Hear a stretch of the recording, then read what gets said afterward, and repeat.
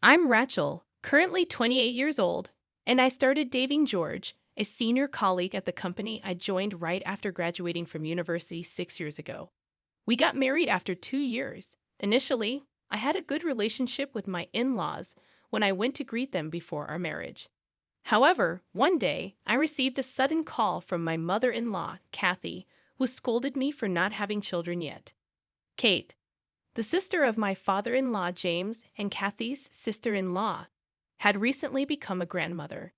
Kathy was upset that we hadn't started a family yet, and she felt like we were lagging behind. We lived near my husband's family home, and Kathy seemed a bit resentful that someone else in the family had grandchildren first. Whenever Kathy met her sister, Kate, she would brag about her grandchildren, which made Kathy feel bad. It wasn't jealousy, she insisted.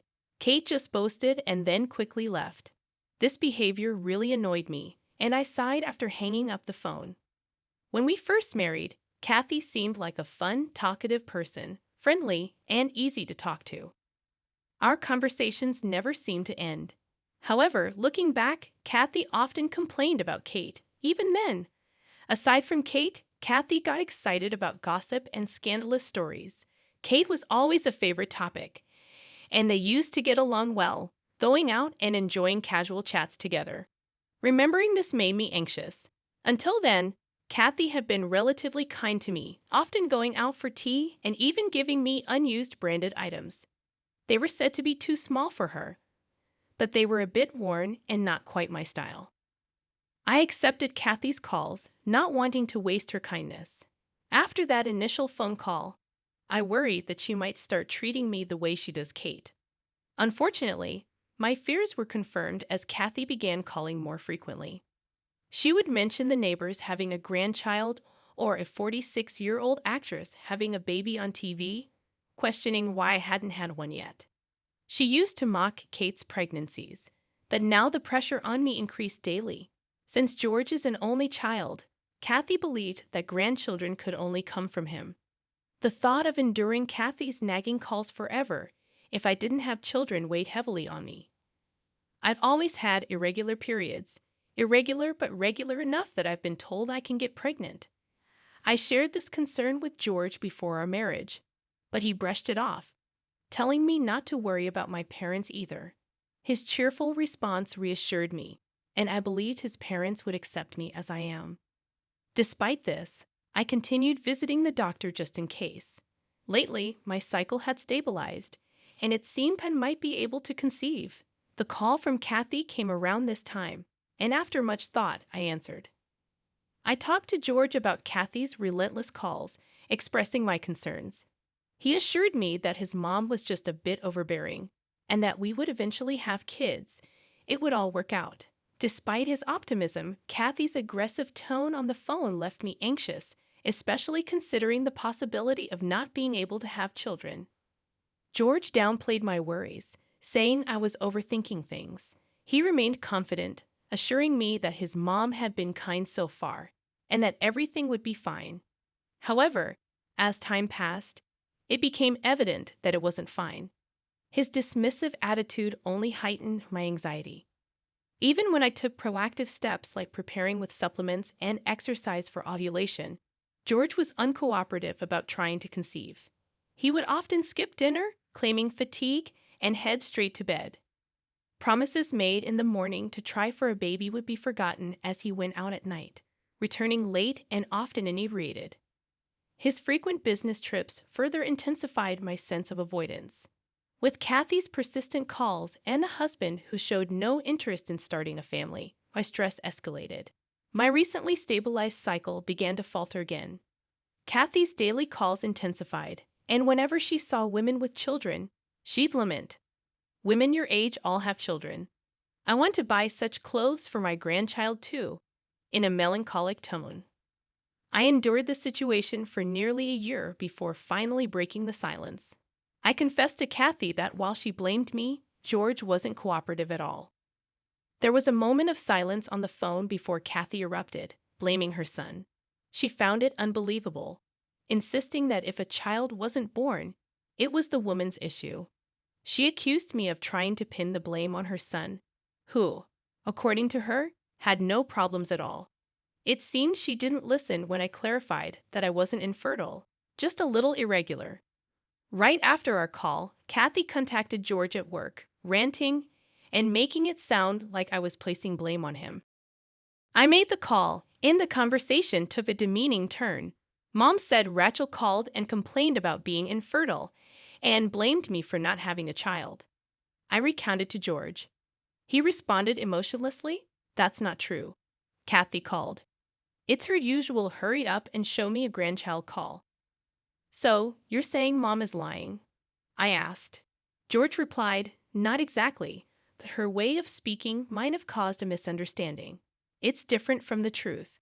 With that, George retreated to the bedroom, cutting off further discussion. Unable to discuss Kathy with George or vice versa, I felt isolated. I didn't want to involve my parents, leaving me with no one to confide in about this difficult situation. To make matters worse, Kathy began spreading rumors that I hid my infertility and tricked George into marriage. At family gatherings, I began to sense disdainful glances directed at me. Since that phone call, George started avoiding me even more. Then, after a routine checkup, I found dozens of missed calls from Kathy within an hour. Reluctantly returning the call, I explained that I was at the hospital and couldn't answer immediately. Her response was completely unreasonable. "You could have called back. You're not even working. You're avoiding my calls," she yelled. I tried to reason with her, but she continued to rant without getting to the point.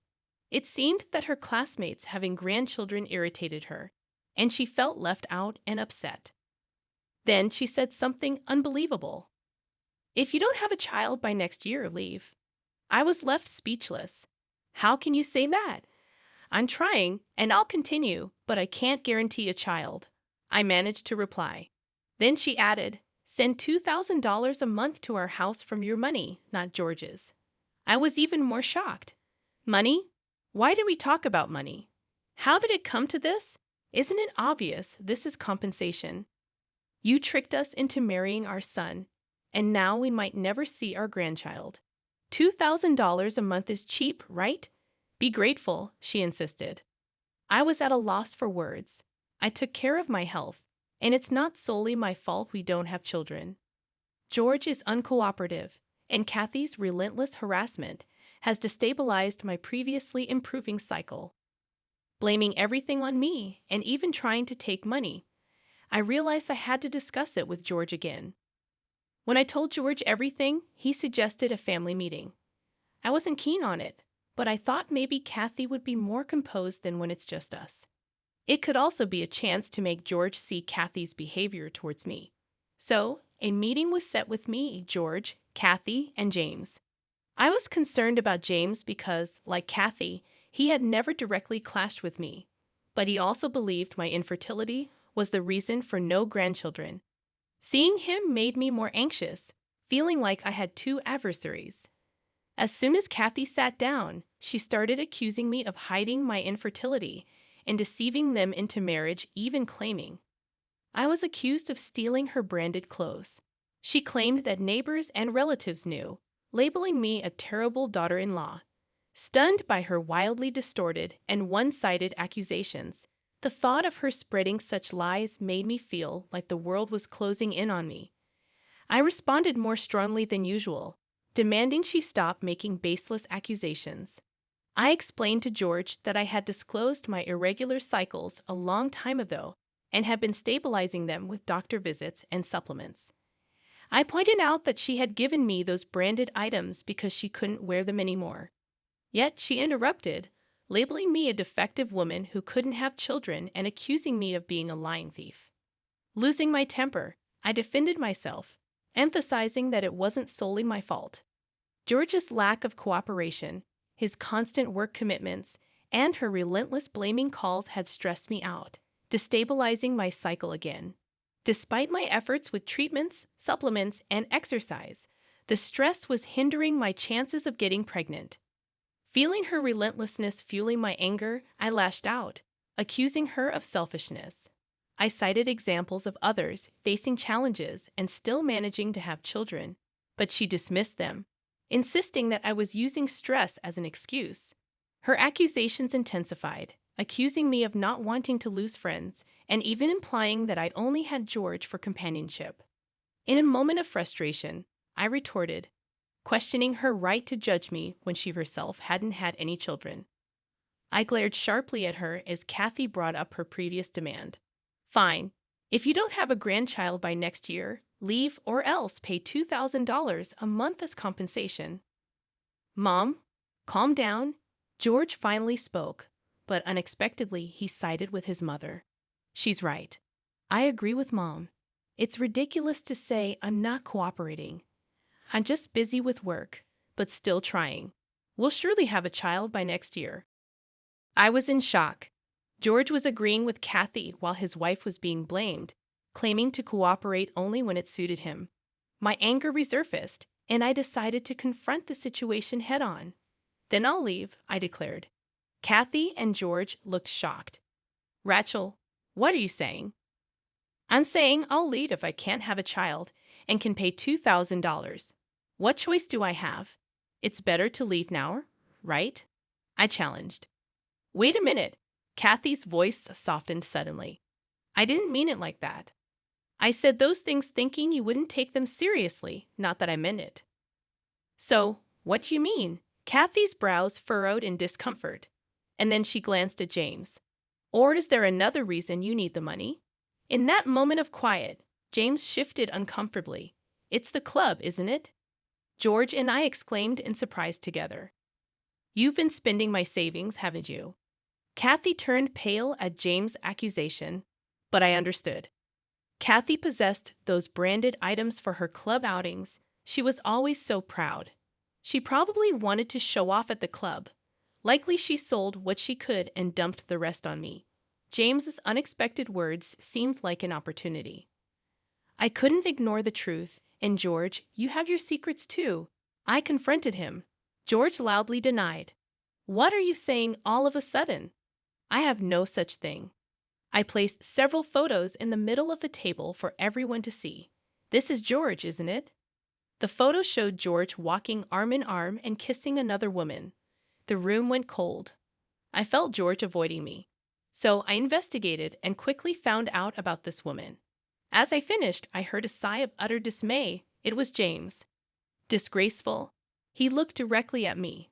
Rachel, I'm truly sorry. I was flustered. James, you have done nothing wrong. Please don't apologize. James said he couldn't apologize enough, but perhaps shocked that her husband was apologizing to his son's wife. Kathy sharply raised her voice again. No need for that.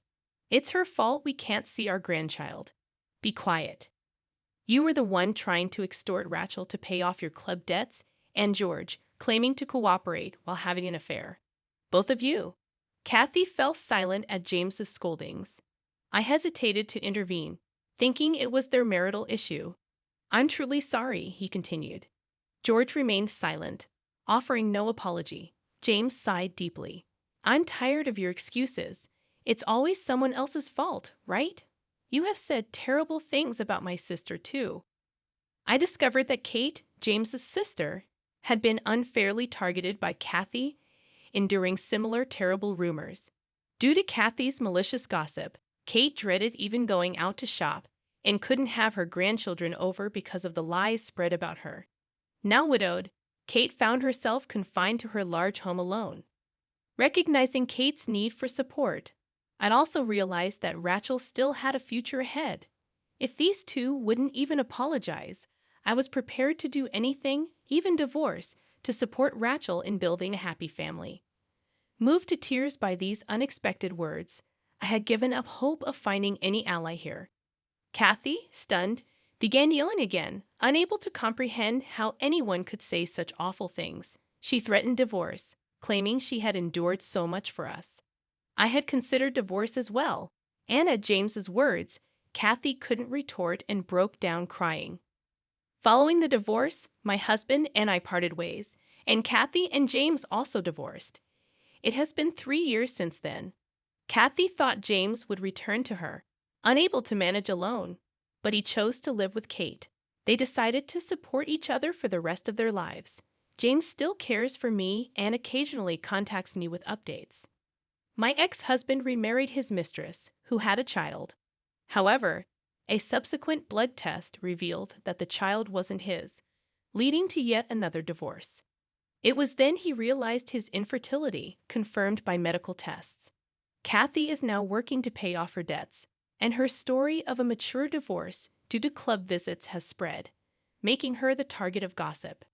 After the divorce, I focused on stabilizing my menstrual cycle and eventually remarried a man I met at work. With unwavering support from my in-laws and husband, I am now expecting our first child. I look forward to nurturing my new family and his child with joy and anticipation.